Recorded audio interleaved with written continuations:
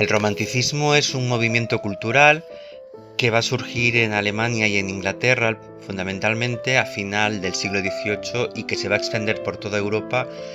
con diversas derivaciones, diversos nombres, diversas especializaciones, por así decirlo, durante todo el siglo XIX o durante casi todo el siglo XIX. Su principal característica es que es una reacción contra el excesivo formalismo del arte anterior, del arte del clasicismo. El arte del clasicismo, hay que recordar que venía influido por los ideales de la Ilustración, esos ideales de iluminar al mundo, de iluminar a la humanidad, de quitar la venda de los ojos, y entonces era un arte que en general era muy didáctico, que pretendía ser comprendido sobre todo. Aunque las ideas políticas de la Ilustración van a seguir muy presentes en el ideario romántico, el arte resultante es muy distinto. Ese arte tan excesivamente formal, tan excesivamente pegado a las formas y a las convenciones, les resulta muy opresivo y van a estallar contra eso. Entonces, el romanticismo se va a caracterizar desde el punto de vista del arte en una búsqueda constante de la libertad, de la expresión personal, de la individualización, de que cada individuo exprese lo que le hace único frente al resto, y de una búsqueda además de lo extraño, lo sorprendente, lo sobrenatural, lo que no se entiende, es decir, que lo que buscan es la emoción más que la comprensión.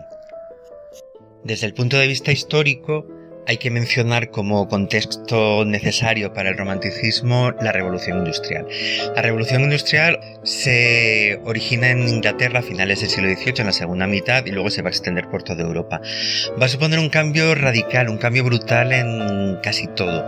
Hasta entonces, todas las relaciones comerciales y de producción se basaban en la manufactura, es decir, en lo que la gente hacía con las manos y vendía, digamos, o intercambiaba de una manera directa. Y el transporte se basaba en la tracción animal, es decir, la gente podía ir a los sitios o bien andando o bien montando en animales o en transportes tirados por animales. La revolución industrial va a cambiar todo eso de manera radical. El modo de producción va a cambiar, en vez de ese modo de producción artesano, de producción a mano, etc., se va a pasar a un modelo industrial, a un modelo de producción en fábricas. Gracias a la tecnología, fundamentalmente, hay que mencionar obligatoriamente la máquina de vapor, que va a suponer un cambio tremendo. Se van a producir muchísimos más bienes en muchísimo menos tiempo que antes y se va a poder transportar muchísimos más bienes a muchísimo más lejos de lo que se hacía antes, porque la máquina de vapor también se aplica al transporte con la aparición del ferrocarril y la extensión de las líneas férreas. Por lo tanto, el cambio es tremendo. Enormes cambios de movimientos de población que van a perder su modo de vida habitual en el campo con su trabajo manual, van a tener que desplazarse hacia las ciudades para trabajar en las nuevas fábricas, lo cual a su vez va a provocar nuevos cambios sociales, porque la manera en que trabajaban esta gente al principio eran unas condiciones en general muy duras, va a provocar el surgimiento de una conciencia de clase, movimientos políticos, movimientos de todo tipo,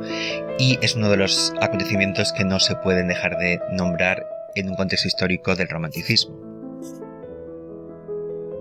Desde el punto de vista político, y haciendo un resumen muy general y a lo mejor un poco simplista, pero se podría decir que gran parte de lo que ocurre en Europa durante el siglo XIX son consecuencias más o menos cercanas, más o menos lejanas de la Revolución Francesa de 1789, tanto a favor como en contra. Es decir, va a haber movimientos revolucionarios que van a intentar imitar el movimiento francés,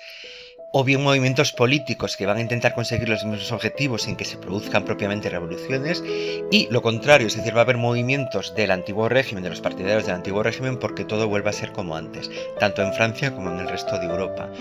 sin que lleguen a conseguirlo. Es decir, estos ideales de la Revolución Francesa, de libertad, igualdad, fraternidad, puede que no se instauren definitivamente en un momento en toda Europa, pero acaban